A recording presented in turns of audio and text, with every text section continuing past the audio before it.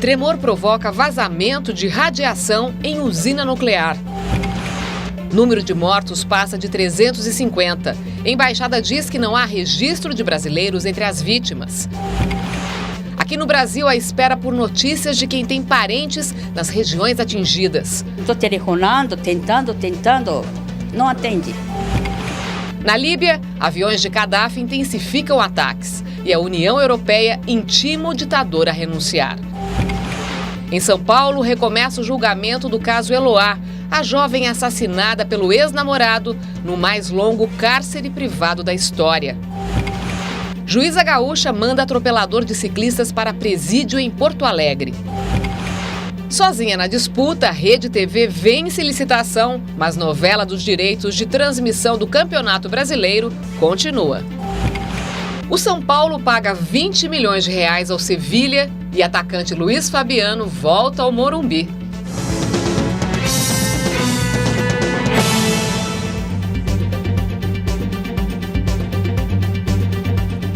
Participam dessa edição o cientista político Carlos Novaes, Emiko Okuno, que é professora do Instituto de Física da Universidade de São Paulo, e Afonso Vasconcelos Lopes, que é doutor em Geofísica e também professor da USP. Foram poucos segundos, a terra tremeu no fundo do mar e o resultado foi devastador. O terremoto desta sexta-feira no Japão foi o mais forte já registrado no país em 140 anos, desde que começaram a ser feitas as medições. O número de mortos é calculado em 350, além das centenas de desaparecidos. Usinas nucleares fecharam e foi decretado estado de emergência diante do perigo de vazamento radioativo. Há muito tempo, os japoneses falavam da possibilidade de um Big One, ou seja, um grande terremoto. E dessa vez, ele aconteceu.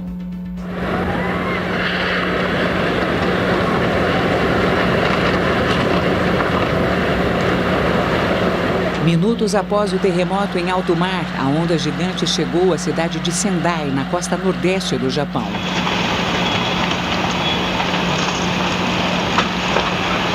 A força das águas era tão grande que os carros pareciam de brinquedo. A onda arrastava tudo que havia pela frente.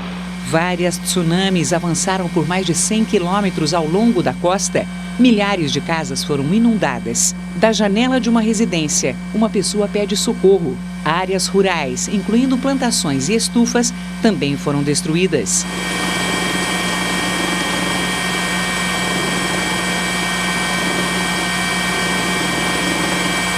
O epicentro do terremoto, de 8,9 graus, ocorreu a 130 quilômetros a leste de Sendai, a cidade mais atingida. Este é o aeroporto de Sendai, que foi invadido pela maré. Toda a área de embarque foi tomada pelas águas, que chegaram até a pista. A poucos quilômetros de distância, esta refinaria pegou fogo e foi parcialmente destruída. Perto dali, o mar formava grandes redemoinhos, que envolviam os barcos. Todos os portos da região nordeste do país foram gravemente atingidos e as embarcações destruídas ou danificadas.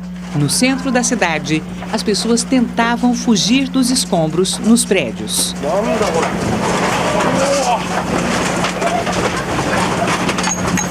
Outros se juntavam em locais indicados pelas equipes de socorro, obedecendo ao treinamento que receberam durante muitos anos e que agora se mostrou tão necessário.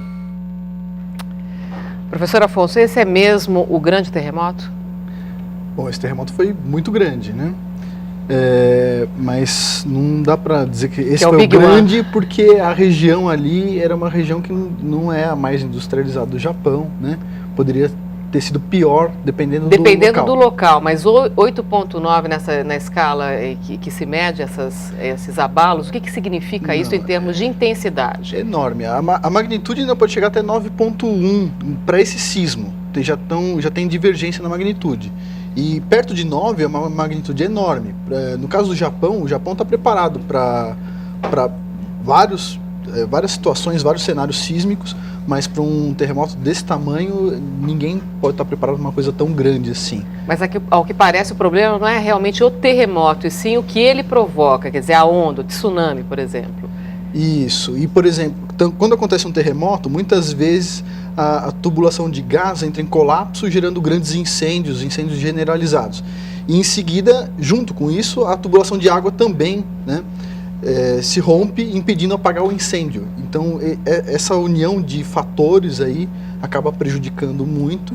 E o Japão, o que facilita para o Japão é que eles têm como tem um histórico sísmico grande, né, o pessoal tem os vários cenários, eles estudam todos os cenários possíveis e eles têm respostas rápidas para esses cenários. Né? Falando em estudar cenário, professora, quer dizer, o Japão também se prepara com as suas usinas nucleares para esses abalos? Quer dizer, quando se projeta a usina nuclear no Japão, se pensa nesses abalos que podem ser sofridos na região?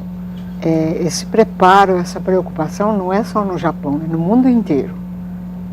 Há que se preocupar, claro, porque se acontece algum evento desse nível, eu acho que é um problema seríssimo, né? O quanto o Japão depende de energia nuclear? O Japão não tem muita outra fonte de energia. Tanto é que o Japão tem 55 usinas nucleares em operação, mais 2 usinas em construção e é a terceira em quantidade de reatores no mundo. A primeira é Estados Unidos, a segunda é a França, a terceira é o Japão. A usina de Fukushima que a gente mostrou aí, ainda que sofreu um incêndio, quer dizer, é a situação mais preocupante. Houve até que nós vimos, na verdade, não é usina, é uma refinaria. Uma refinaria. Né? É uma refinaria, não. A usina Mas a usina de Fukushima é uma que teve um problema de esfriamento. Fukushima tem 6 reatores nucleares.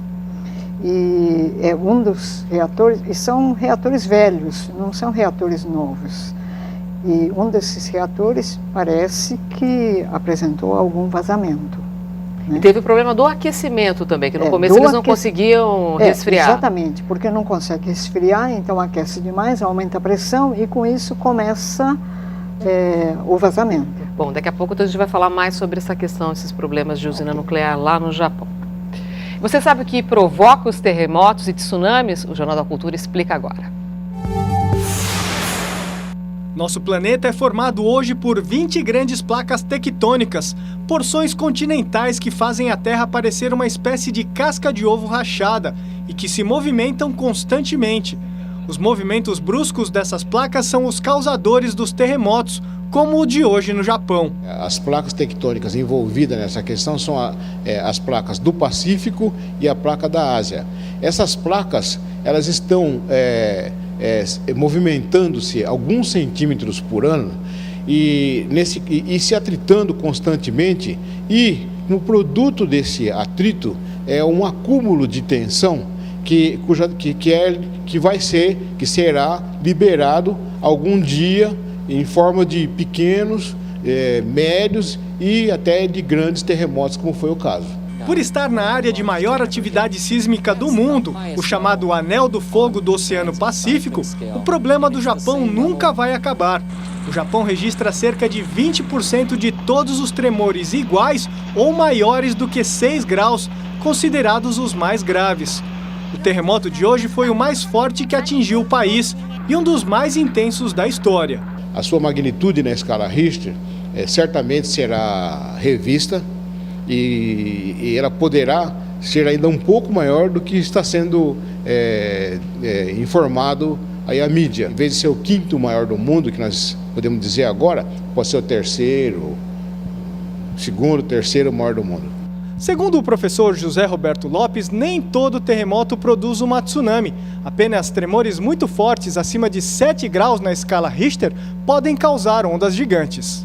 Começa com 2 milímetros, alguns milímetros apenas. E aí, quando ela chega à superfície, que ela começa a viagem, ela começa então a aumentar os seus tamanhos. Aí as próximas ondas que vêm se sucedendo acabam então passando por sobre daquela primeira massa, sobrepondo então e encobrindo, entrando para dentro dos continentes e causando as destruições que nós estamos assistindo. Então, quando o epicentro do terremoto é no mar, é pior a situação, então, professor?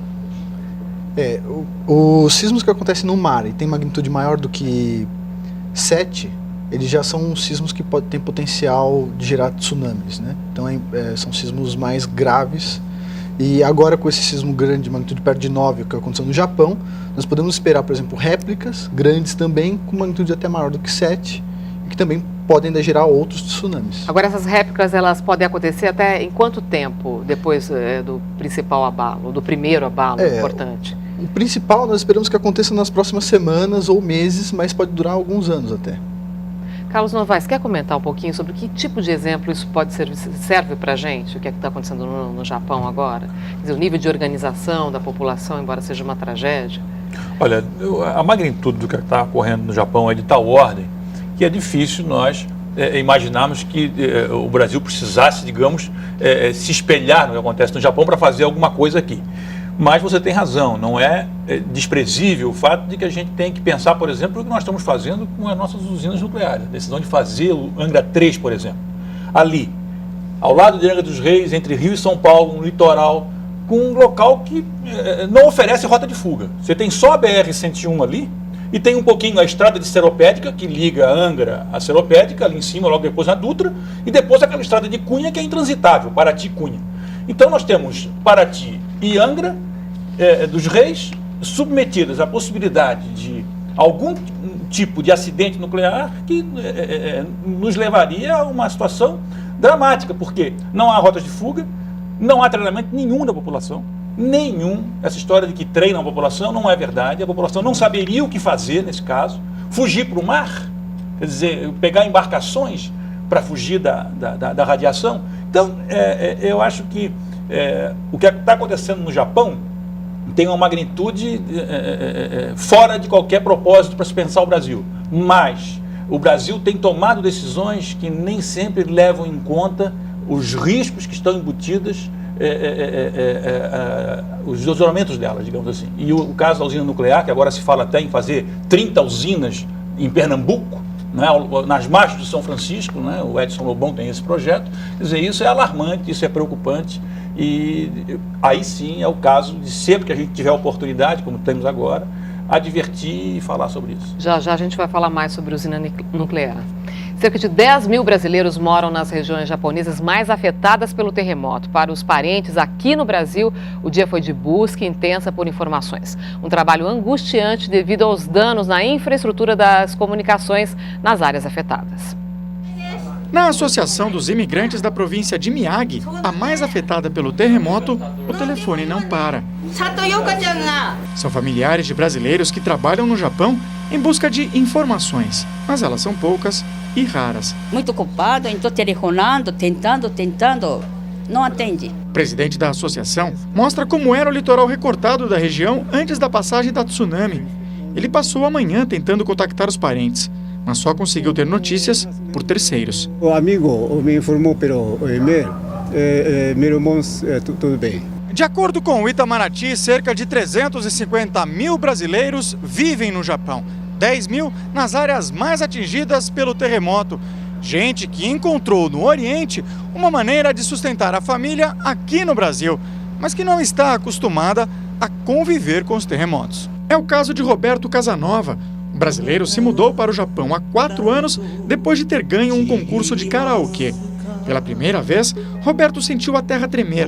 Em conversa com o irmão Alexandre, ele contou que teve de se mudar para a casa da sogra, que era mais segura que a casa onde ele mora. Que é nas montanhas, né?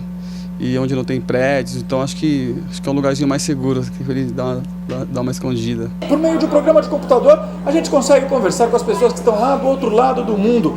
A Mona está conversando com a irmã que mora na cidade de Shibaken. Mona, o que você está perguntando para a sua irmã? Pois é, eu estou perguntando como ela está, eu percebo que ela está bem, mas eu tenho informações de que a 100 quilômetros de onde ela está, houve muito estrago, gente que morreram e a água invadiu vários lugares, né? E por sorte, eu sei que lá onde ela está, não aconteceu nada e nenhum prédio caiu. Elizabeth mora no Japão há pouco mais de um ano. Ela conta que dormiu com roupas de passeio e que preparou um kit com água, comida e os documentos caso precisasse fugir de casa. É a orientação, não se deve deixar a porta fechada porque a porta pode se travar completamente e a gente não consegue abrir a porta. Então eu estou deixando ela semi-aberta, em plena madrugada estou aqui realmente, olha, literalmente na mão de Deus, realmente. Enquanto conversávamos, a terra voltou a tremer no Japão. Diante das circunstâncias, Elizabeth deixou o prédio onde mora para buscar abrigo em um lugar mais seguro. Restou o apoio e a torcida da irmã, que ficou no Brasil. A gente recebe informações de que isso tende a continuar e a gente está esperando que possa, que isso não possa passar do que já aconteceu.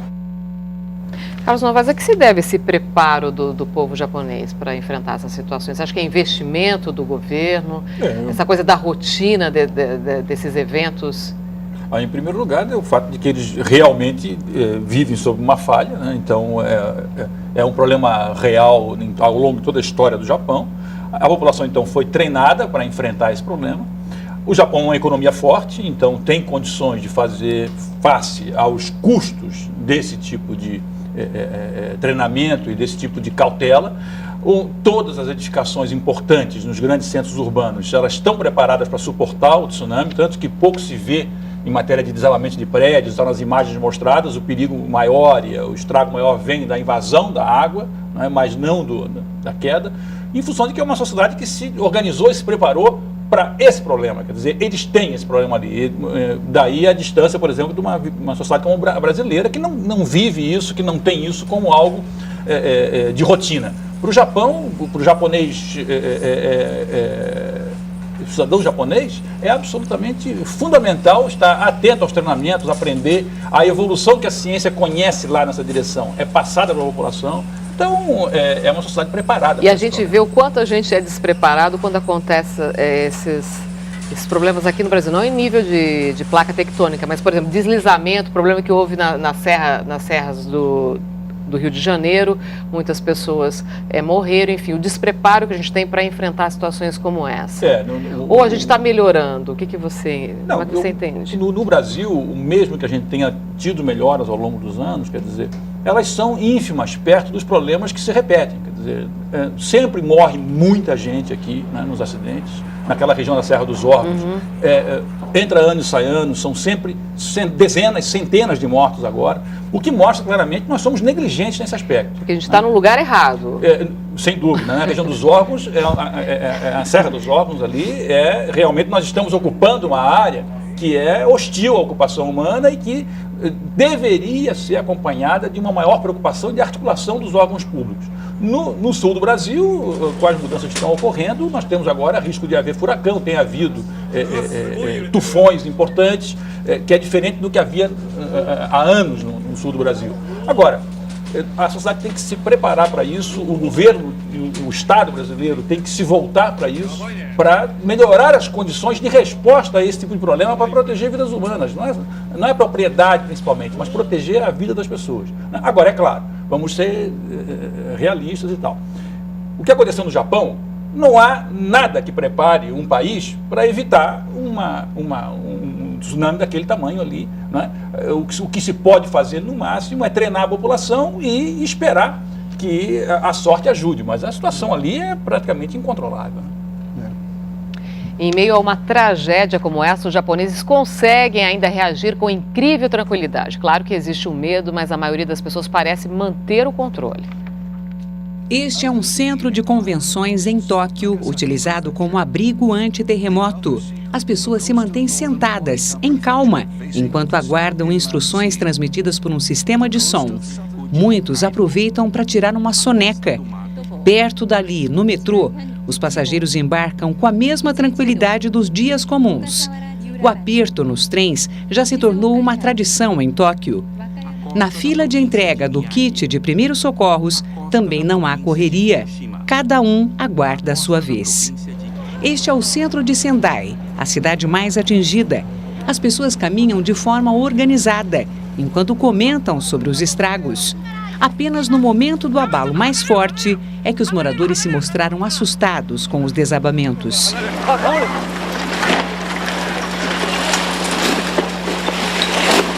Ou aqueles que pareciam perdidos no meio da confusão. Ainda assim, houve quem conseguisse manter a calma. Esse rapaz disse que nunca tinha visto nada igual. E essa senhora comentou que tudo aquilo parecia assustador, mas ainda assim não deixou de sorrir. Eu queria que vocês comentassem um pouquinho essa questão do autocontrole aí. Quer falar, professora?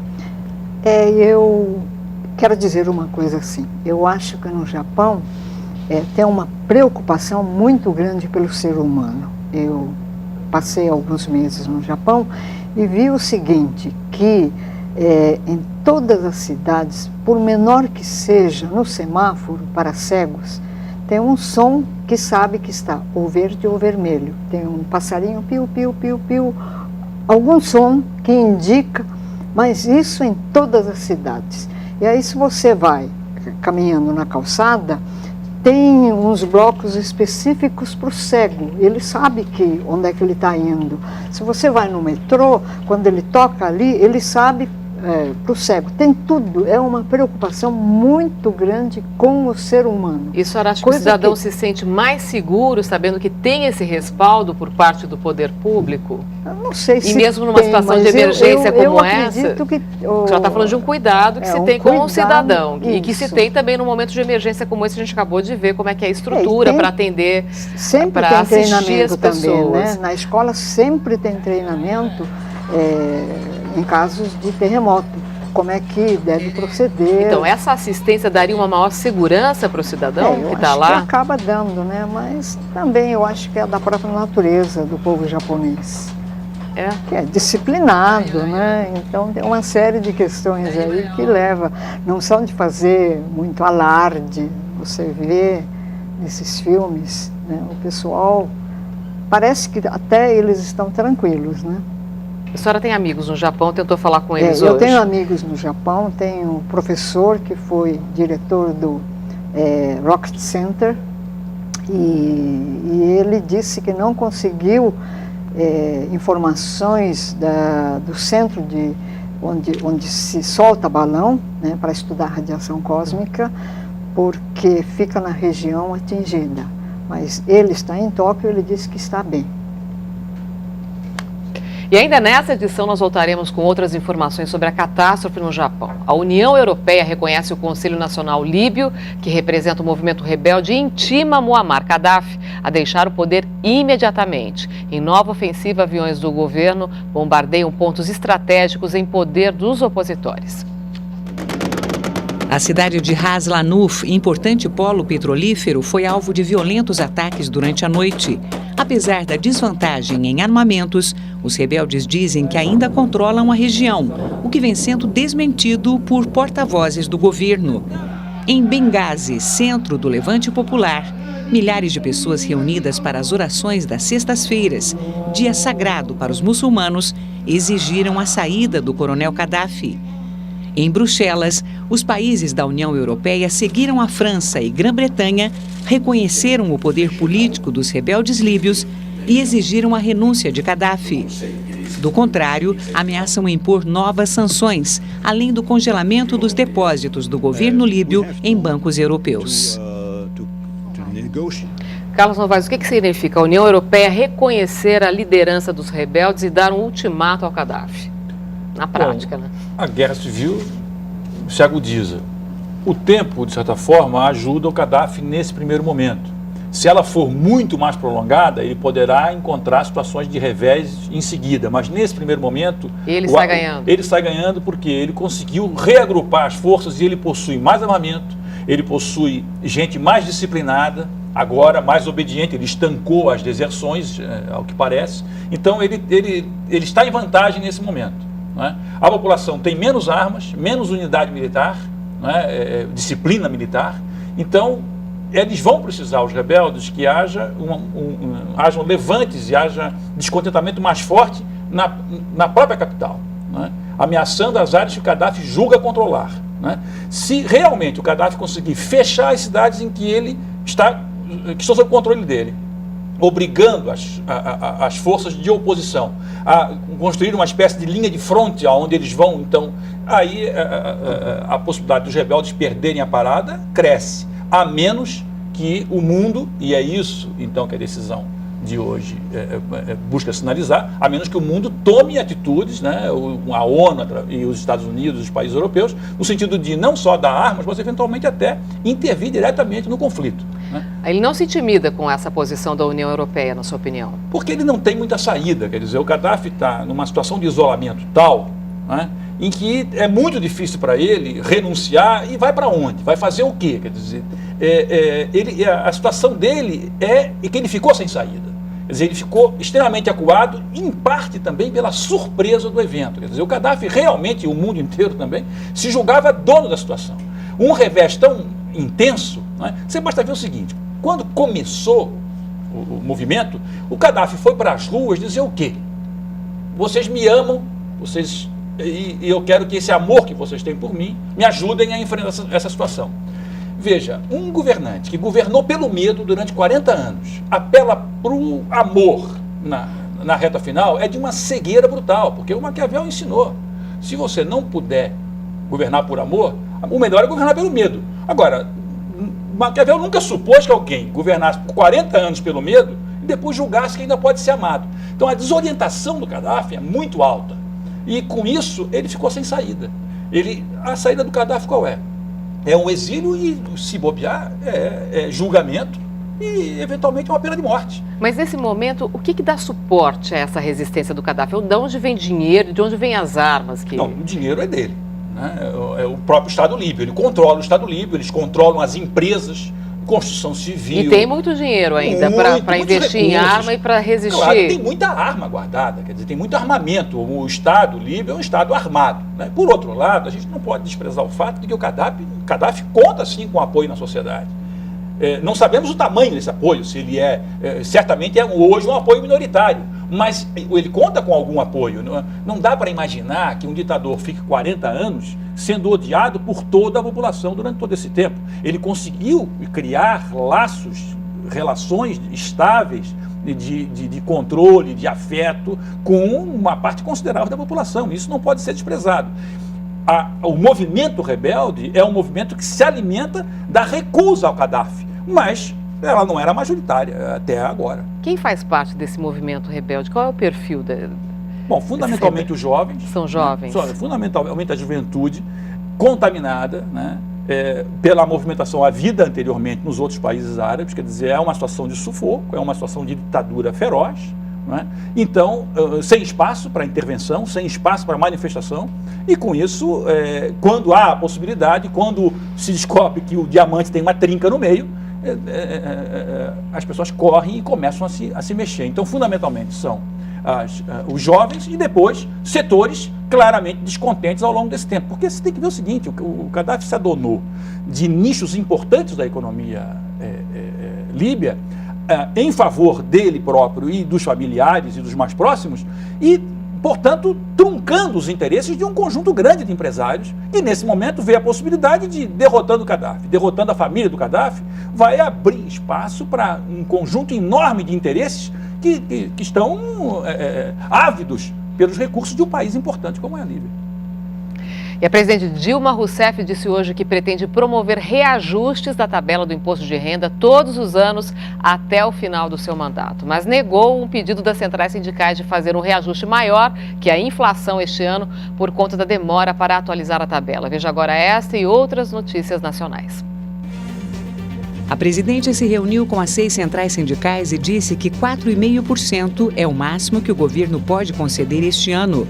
Dilma também aproveitou a presença dos sindicalistas para regulamentar a lei que obriga as empresas estatais a ter um representante dos funcionários no Conselho de Administração.